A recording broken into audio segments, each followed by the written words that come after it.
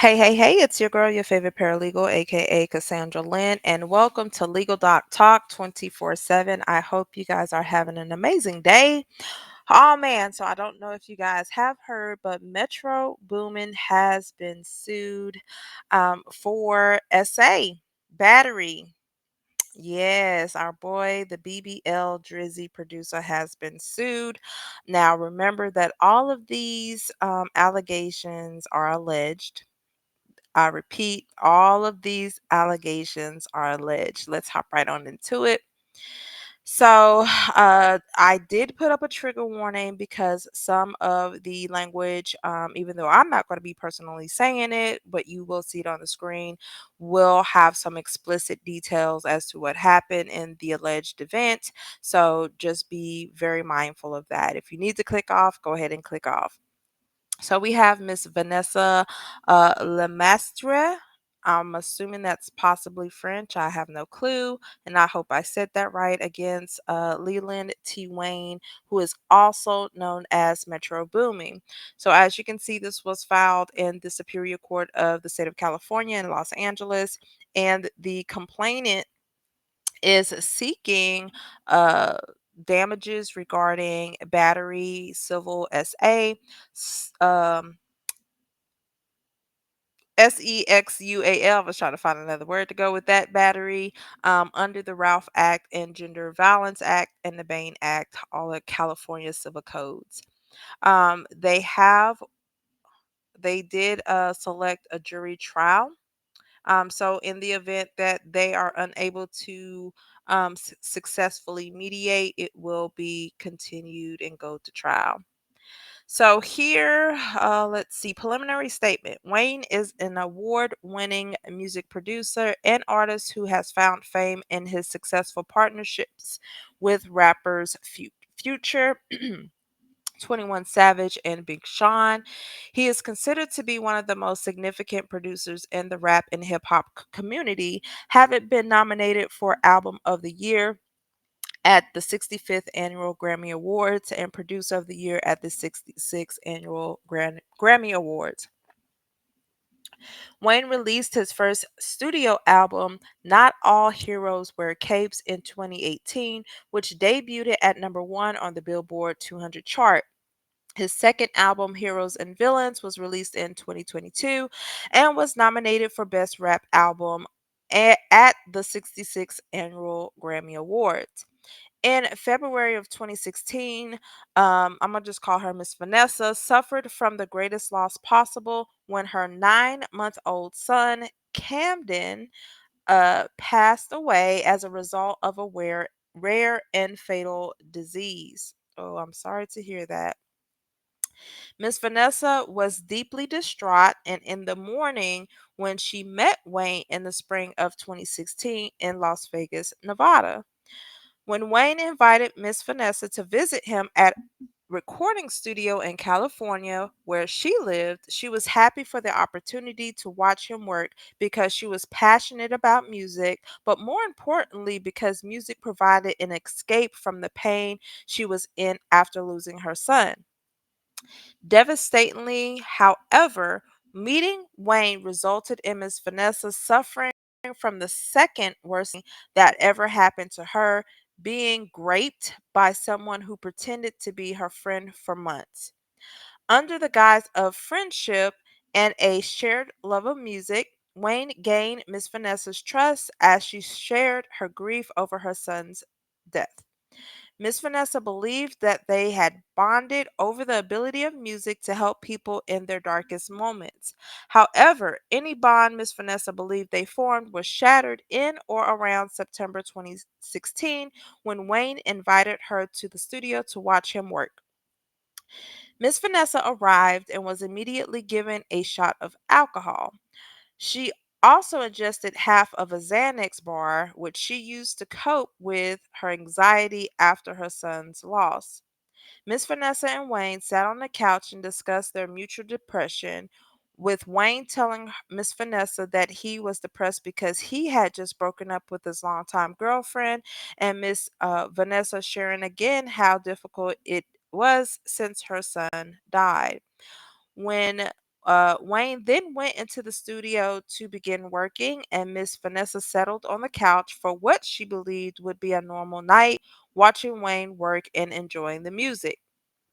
However, the next thing Miss Vanessa can recall is waking up on a bed in a different location with Wayne and being completely unable to move or make a sound. She was in and out of consciousness for an unknown amount of time, woke again at some point to Wayne performing that on her. At no point during this encounter was Miss Vanessa able to consent to any activity, and Wayne's conduct without question constituted rape and assault. A few weeks after the SA, Miss Vanessa found out that she was pregnant. She had not had relations with anyone else, so Miss Vanessa knew that the pregnancy was the result of Wayne raping her. Given the recent loss of her son and the tragic cause of her pregnancy, Miss Vanessa knew she could not continue the pregnancy and maintain the semblance of her declining mental health. As a result, Miss Vanessa had an abortion in November of 2016. Approximately 1 year later, Wayne produced the song Rap Saved Me with the lyrics. She took a Xanny, then she fainted. I'm from the gutter, ain't no changing. From the gutter, rap saved me. She drive me crazy, have my baby. The lyrics were horrifying for Miss Vanessa to hear over and over again as they recounted the situation that happened to her and caused further trauma. Many years later, Miss Vanessa is still working to put herself back together after experiencing such an extraordinary amount of trauma at the hands of Wayne, someone she truly believed to be her friend, but turned out to be her worst nightmare. So she is a 38-year-old woman as of today, and she resides in California, and Metro resides in Georgia. So here are the factual allegations. Wayne has established himself as an award winning producer, musical artist, and a disturbing misogynist. Oh man. Wayne is a Grammy nominated producer and artist known for his collaborations with Future, 21 Savage, and Big Sean, among many others. Okay, so we just kind of went through that in the preliminary. In 2022, Wayne created a soundtrack to the animated blockbuster Spider Man Across the Spider Verse. I love Marvel movies. I'm gonna just go through here because this is just really talking about who he was. Okay. And they talking about the publicity he got with the feud between Drake and Kendrick. All right, so here's where we're gonna go out. Start at. In response, dozens of misogynist tweets that Wayne wrote resurfaced, bringing his flippant attitude toward SA and I'm gonna say doping women, probably not a good one to say, to the forefront. The tweets were so problematic that the hashtag Metro Grooming began trending on social media. I did see that. Although Wayne or someone else at his direction quickly went on deleting spree, screenshots were taken of the following offensive tweets and retweets among others. Oh man. So she gon' me whether she like it or not. That's what the Molly for. Got your little sister on the Molly. She done ran through the whole squad. Um, I'll beat the charge. I guess that was a retweet from Nas is boring. The girl is 13. All the loose and easy teenage in St. Louis, Missouri, and you trying to sodomize somebody's grandma? Wow, nah. Yes, maybe even for the crew too. LOL. And that was a retweet at Hood Fairs TV. If I get a chick that wants me to get her some mollies, is that guaranteed? LOL. She might be young, but she ready. The things I would do to Sierra are probably illegal. I'm trying to tell, and then hashtag OOMF, that age ain't nothing but a number. LOL. walking through the grocery store with both hands in my khakis like a true pedophile, though. The truth. And then they have retweet at Really on Smash, those couple of girls that had big tickle bitties and a fat butt in junior high are all washed and folded up now. And y'all, if I'm laughing, it's the way I'm saying it, not the content of the complaint, okay? And it says LMFAO, retweet Kev Michael, Chris Brown's album, hashtag graffiti is already outselling Rihanna's album. He just can't stop. Hashtag beating her. That's crazy. So these look like these are retweets. These are not directly his tweets, these are retweets. Wayne also tweeted a list of rules to follow numbered 1 through 10. Never trust the hoe. No means blow. Come into my hotel, you gotta blow 1, 2, 3, and maybe 4. Get yo ish and go. Bye bye ho. I'm not kissing you. I'm tired of talking. WTF, LOL. You straight. You had a good time. Let's do it again. LMAO. When Wayne's offensive tweets resurfaced, he attempted to defend them by posting yet another offensive tweet. LOL, I can't be a pedophile at 15 ninja hashtag no pedo. Once it was pointed out that he could not have been 15 years old when the tweets were written, Wayne quickly deleted the tweet, never bothering to disavow his penchant for tweeting about drugging and assaulting women. Miss Vanessa meets Wayne and believes she forms a friendship with him. On February 23rd, 2016, Miss Vanessa 9-month-old Sean Camden passed away as a result of a rare and fatal disease. A month or two later, while deep in mourning, Miss Vanessa took a weekend trip to Las Vegas with the hope that new scenery would be a brief distraction from the overwhelming grief she was feeling and allow her to dull the pain, even if just temporary. A friend introduced her to Wayne in Las Vegas that weekend during a day party. Miss Vanessa and several other people hung out at the hotel after the day party and then went to the club together that evening. In the SUV on the way from the day party to the hotel, Miss Vanessa was with Wayne and several other people. During that ride, Miss Vanessa told everyone that she had recently turned 30. And although she tried not to talk about it, she told everyone about losing her son as well. Everyone got very quiet and eventually expressed their sympathy. Throughout the day and night, Wayne and Miss Vanessa had several discussions about music and life in general. Wayne invited her to visit him while he worked at studios in California, which was where Miss Vanessa was living. When they returned to California, a mutual friend who was in Las Vegas invited Miss Vanessa to go to the studio to see one of Wayne's studio sessions. Over the next few months, Miss Vanessa went back to the studio several times. Miss Vanessa interactions were friendly at first, and she found the studio and the music to be really useful distraction to her grief. It became something of a refuge for her as she could get away from her thoughts for a short period of time and just focus on music.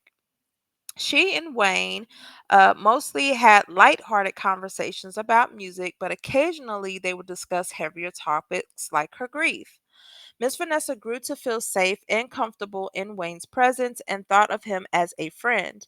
However, there were moments due to Wayne's excessive codeine use that broke that illusion of safety because Wayne was much less predictable when using large amounts of codeine. Yet, he was never threatening to her, so she did not think much of it at the time. On some visits, Wayne's friends warned him about the risk of taking so much codeine, but he refused to allow anyone to measure his intake. While Miss Vanessa developed a friendly bond with Wayne, she was not in any position to pursue a relationship of intimacy with him. All right, part 3. Wayne horrifically SA'd Miss Vanessa. In or around September 2016, Miss Vanessa arrived at the studio to see Wayne, as she had done many times over the past few months. And it was particularly difficult day for a mental health perspective, as she continued working through her grief and trying to accept that her son was gone.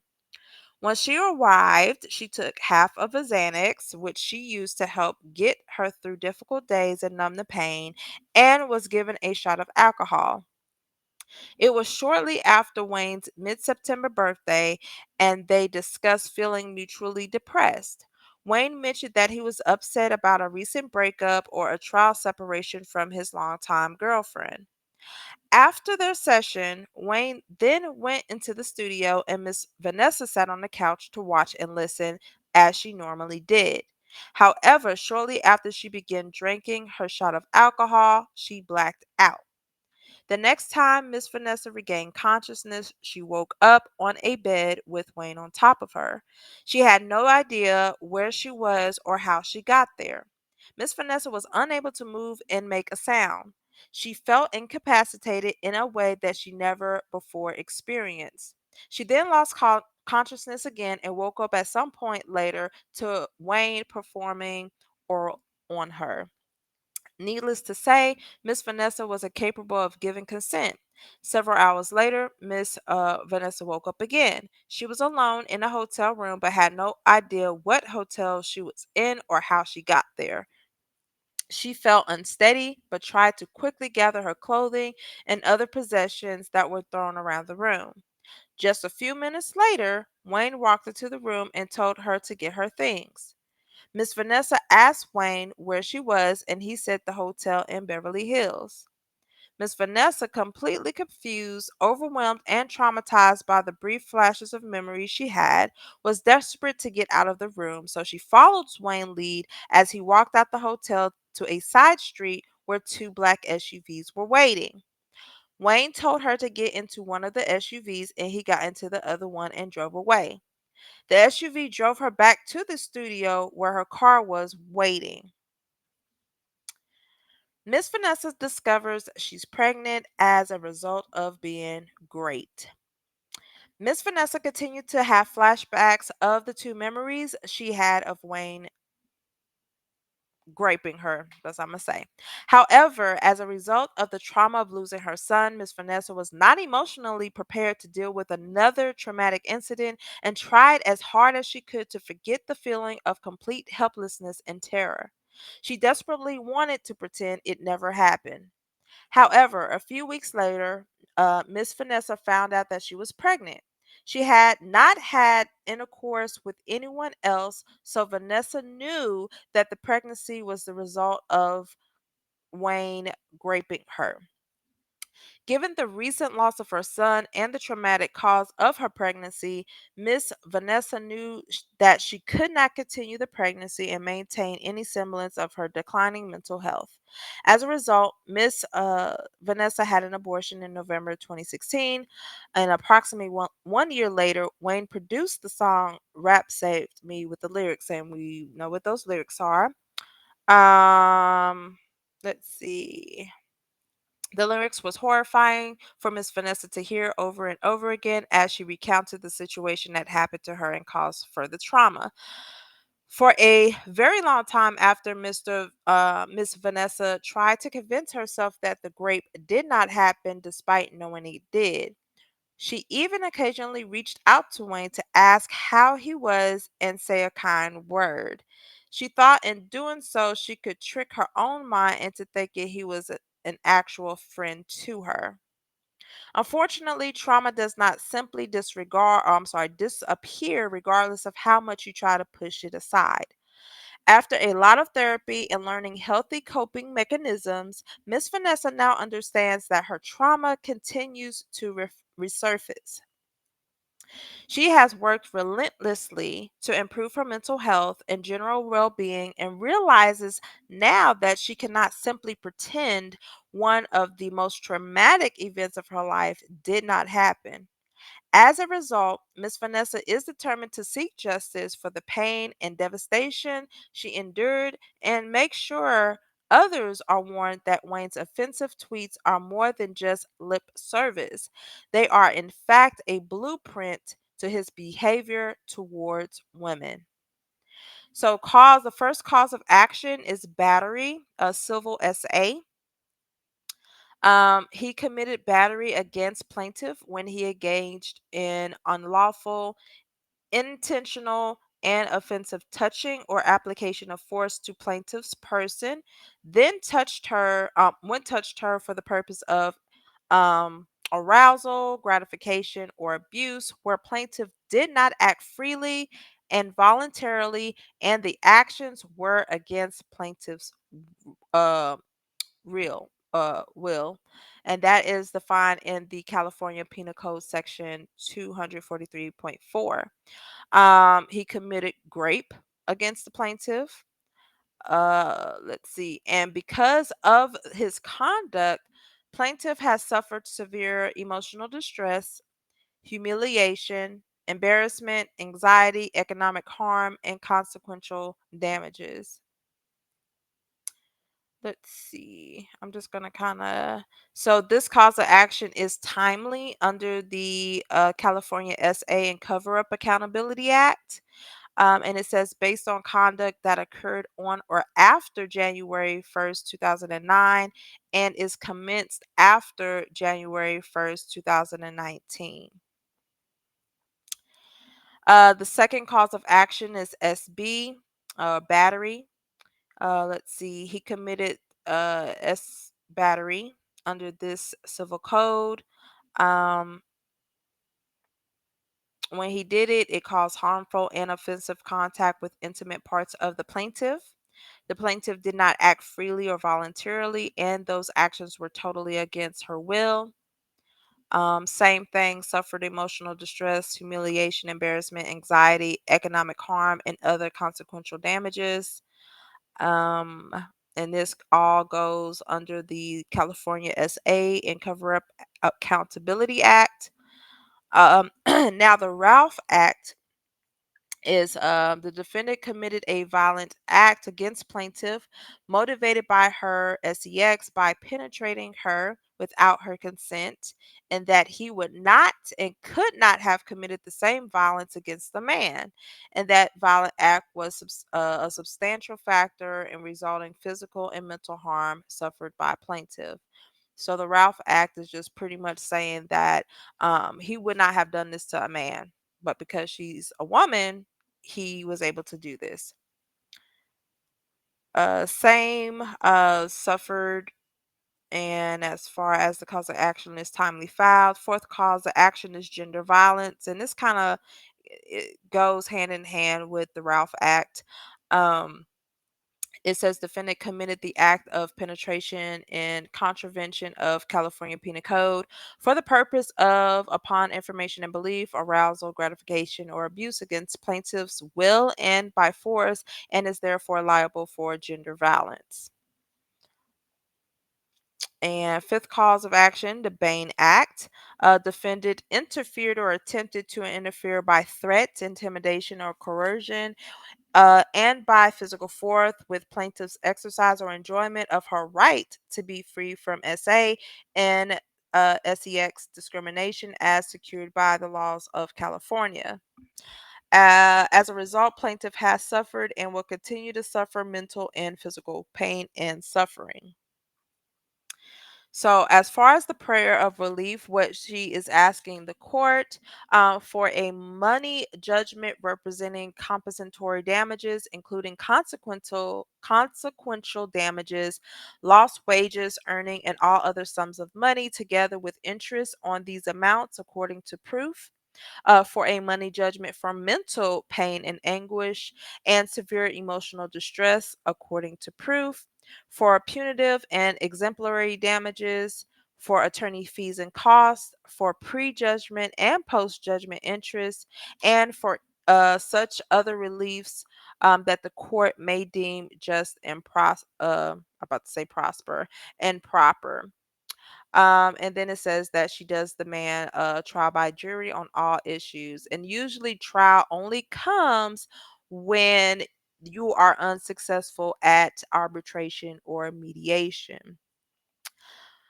Hoo-wee. Alrighty, everyone. So, this is a little bit different because, during the summer, Metro was on it, and it's just crazy to see all of these SA suits that comes out against individuals that we would not have never thought were, I don't want to say capable, but you would never thought that, they have another side of them, which is totally, totally weird. But tell me what you think about this case.